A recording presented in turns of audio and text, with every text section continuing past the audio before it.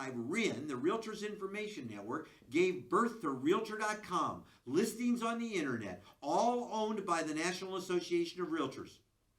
We got direct data from every MLS in the United States. And when I say we, I was on that first team. My job was to go out and sign up, and Austin was my first one, but before I was done, I had about 500,000 listings, and we got that team out to 4 people.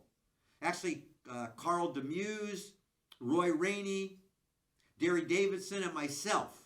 We became the 4 people that went and completed and got the rest of the listings in the country and put them up on Realtor.com. Now, there was Realtor politics. There's always Realtor politics.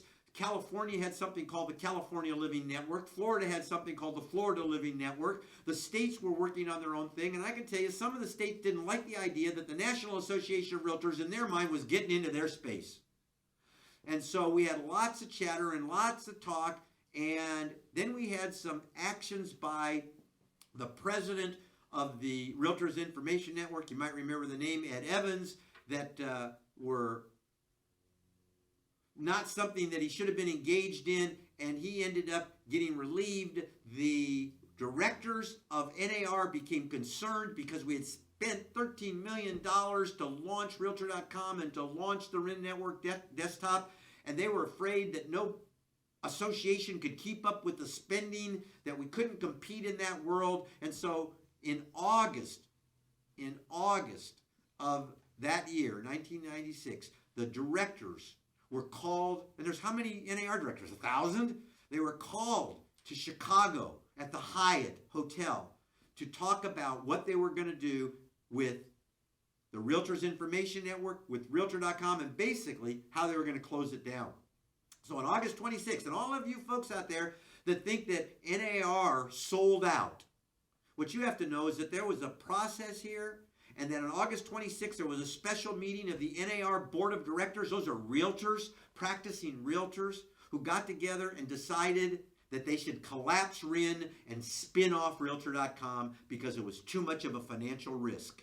So that wasn't NAR that decided that. That was the Board of Directors that decided it was in realtors' best interest not to have the financial risks. And so they spun that off.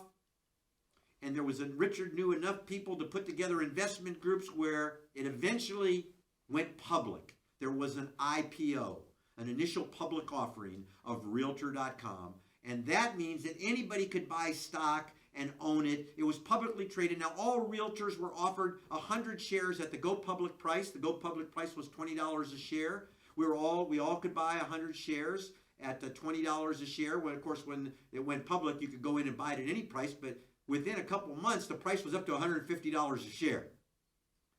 Now, it was up to $150 a share because the president was doing some things, and the financial people were doing some things called round tripping, and they're really not held in high regard by the Security and Exchange Commission. And so people actually went to jail over this, and the stock price plummeted.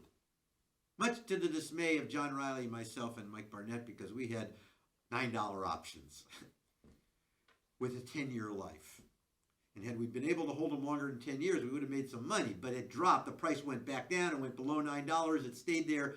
Realtor.com had some financial issues. So it was August 26th, 1996, that the realtors themselves decided to spin off Realtor.com. Realtor.com then gave birth to this public offering. It was called Home Store, and Home Store later changed its name to Move. Now, Realtor.com became the flagship of Move, and there was a 1,000-page document, an operating agreement, that did give NAR some control over the way listings and certain terms were displayed.